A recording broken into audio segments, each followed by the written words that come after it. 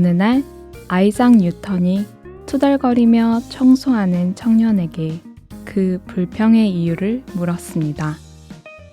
그러자 그 청년은 선생님처럼 연구실에 앉아서 큰일을 하는 사람이 있는 반면 평생 쓰레기나 치우는 제 신세가 처량해서 그렇습니다. 라고 대답했습니다. 청년의 말을 들은 뉴턴은 담담하게 다음과 같이 말했습니다. 이보게, 자네는 하나님께서 창조하신 이 지구의 한 모퉁이를 깨끗하게 하고 있다는 사실을 알지 못하는가? 우리가 몸에 덜 귀히 여기는 그것들을 더욱 귀한 것들로 입혀주며 우리의 아름답지 못한 지체는 더욱 아름다운 것을 얻고 우리의 아름다운 지체는 요구할 것이 없으니 오직 하나님이 몸을 고르게 하여 부족한 지체에게 존귀를 더하사. 고린도전서 12장 23절 24절 말씀. 하나님의 손길로 지켜지는 성도의 존귀함이 있습니다. 그리고 우리의 작은 손길이 주님의 것을 더욱 깨끗하게 할 수 있습니다. 더욱 아름다운 것을 지키라는 주님의 부탁 아래 우리는 오늘의 삶을 지켜갑니다. 하나님이 함께 하시는 라디오 광야에서 만난 엘림. 찬양 한 곡 듣고 엘림 책방으로 지금 시작합니다.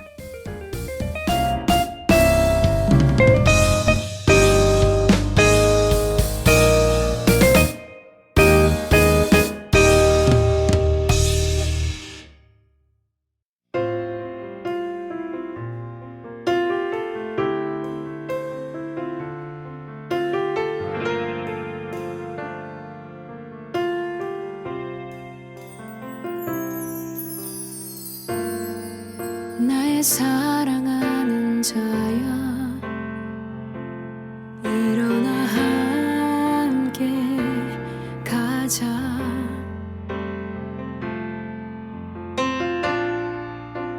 나의 사랑으로 널 지었으니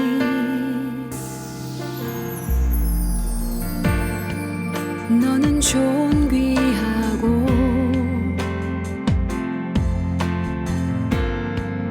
아름다운 자라.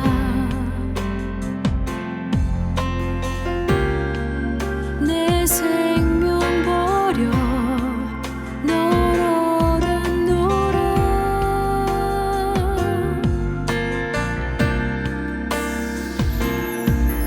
거센 폭풍이 낭만 속에 지쳐도 항상 너를 지키며 함께 걷노라. 숨죽인 내 눈물도 작은 호흡까지도 귀 기울여 듣노라. 너를 아노라.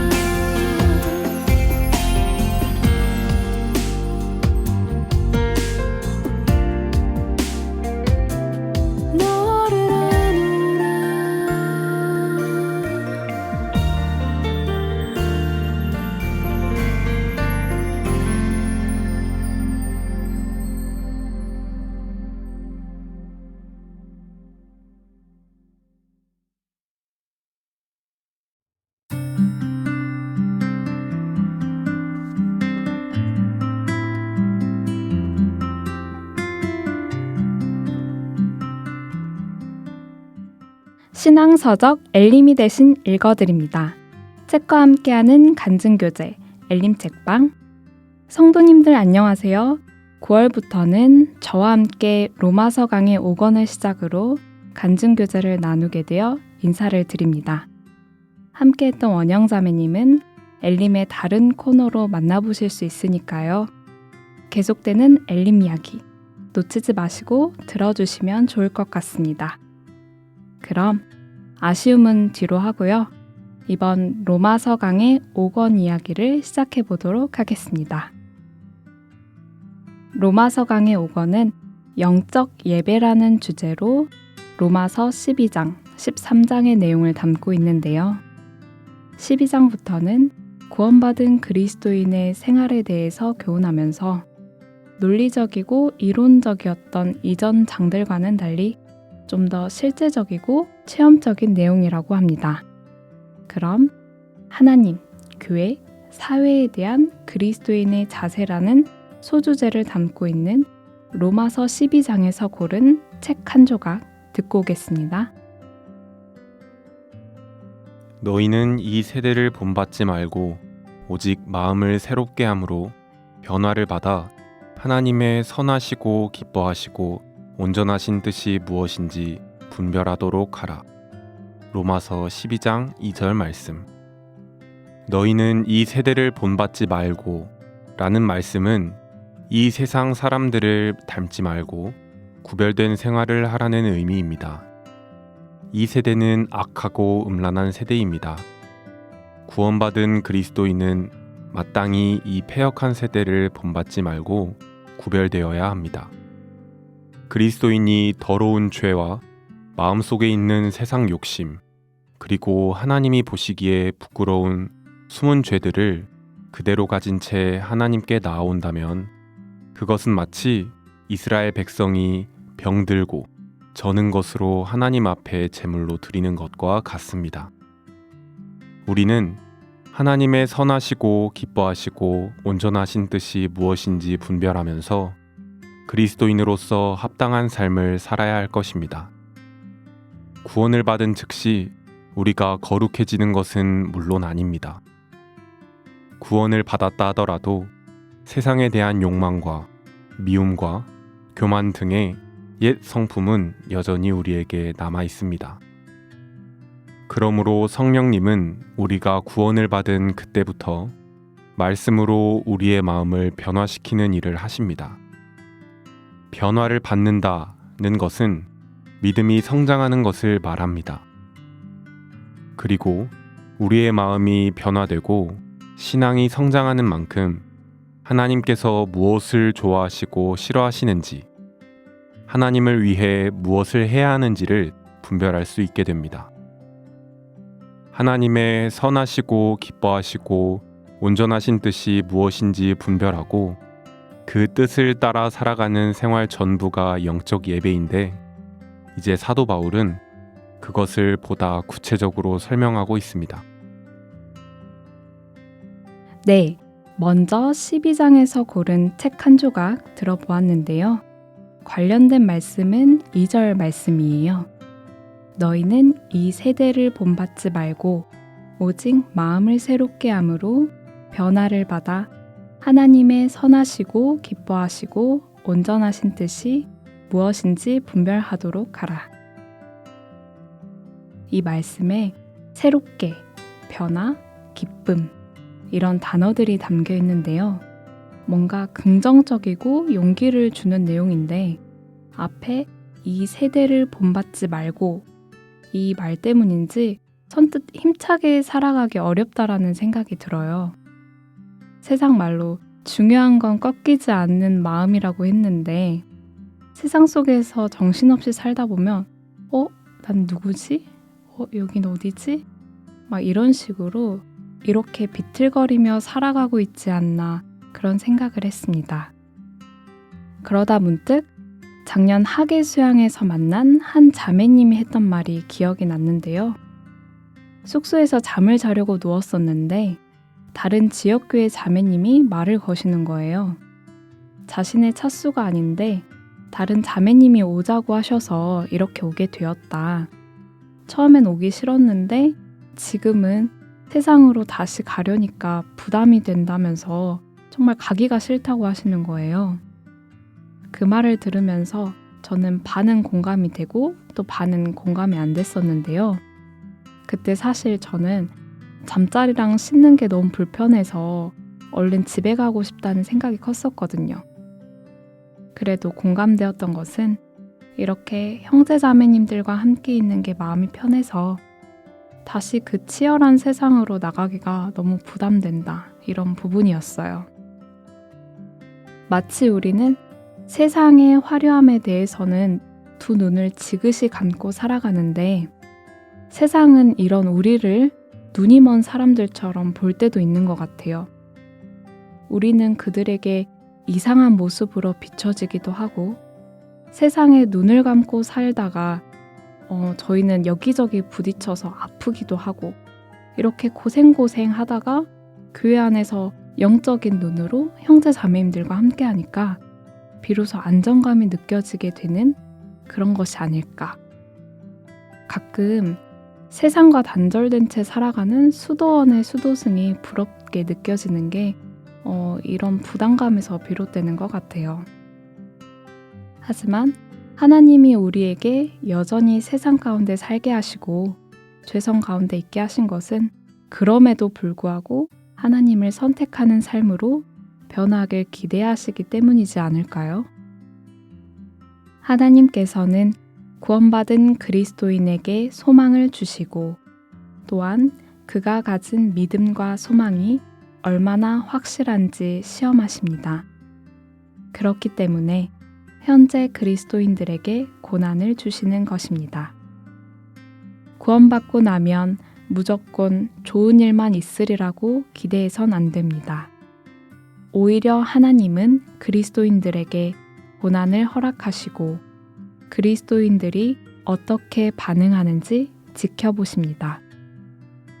이 세상에서 아무것도 없을지라도 그가 주님 한 분만으로 만족해 하는지 시험하시는 것입니다. 관련한 책 내용 중 한 부분을 읽어드렸고요. 찬양 한 곡 듣고 이어서 로마서 13장 책 한 조각 듣고 오도록 하겠습니다.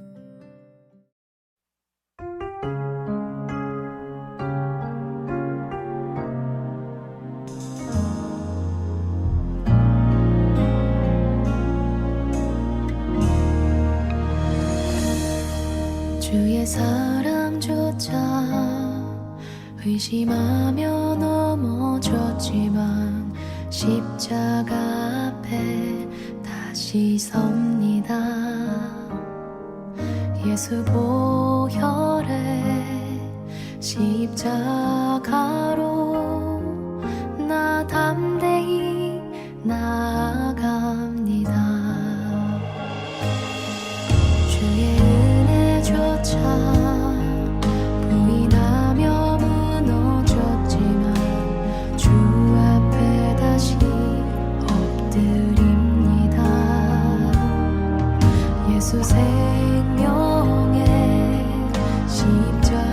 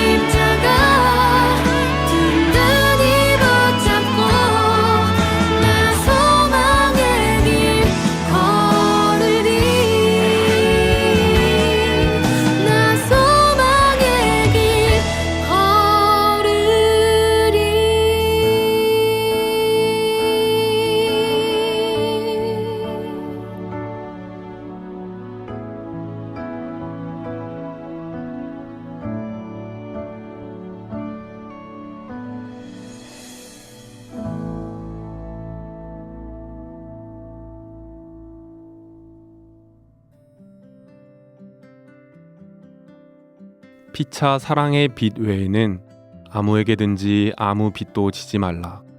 남을 사랑하는 자는 율법을 다 이루었느니라. 로마서 13장 8절 말씀. 피차 사랑의 빚 외에는 아무에게든지 아무 빚도 지지 말라. 구원받은 그리스도인은 사랑의 빚을 많이 지고 있는 사람입니다. 먼저 하나님께 형언할 수 없는 놀라운 은혜를 받았으므로 그 은혜를 보답해야 할 입장에 있습니다. 그리고 먼저 구원받은 형제자매들에게 많은 빚을 지었습니다. 형제자매들의 도움과 수고가 없었다면 우리가 어떻게 구원을 받을 수 있었겠습니까? 복음이 우리에게까지 전해지는 동안 얼마나 많은 사람들이 희생했는지 모릅니다. 그에 대해 우리는 다 빚진 자입니다. 또한 우리는 또 다른 사람들에게 복음을 전해야 할 책임이 있습니다. 사도 바울은 헬라인이나 야만인이나 지혜 있는 자나 어리석은 자에게 다 내가 빚진 자라. 그러므로 나는 할 수 있는 대로 로마에 있는 너희에게도 복음 전하기를 원하노라 라고 고백했습니다. 그는 빚진 자가 빚을 갚아야 하는 책임처럼 복음을 전해야 할 책임을 예민하게 느꼈습니다. 예수님께서는 새 계명을 너희에게 주노니 서로 사랑하라. 내가 너희를 사랑한 것 같이 너희도 서로 사랑하라 라고 말씀하셨습니다. 우리는 서로 사랑하라 라는 새 계명을 받았습니다. 하나님의 거룩한 사랑이 우리 안에 이루어졌으면 하나님을 사랑하고 그 사랑으로 또한 형제자매를 사랑해야 합니다.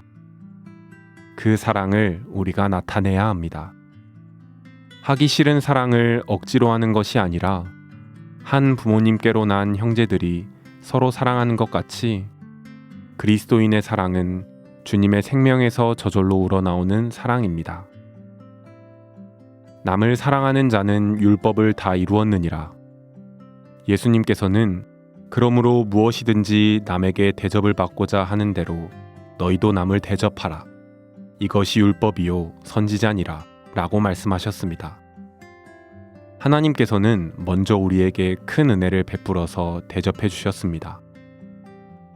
주님께 대접을 받은 대로 우리도 주님을 사랑해야 합니다. 그 사랑은 형제자매를 사랑하는 것으로 나타납니다.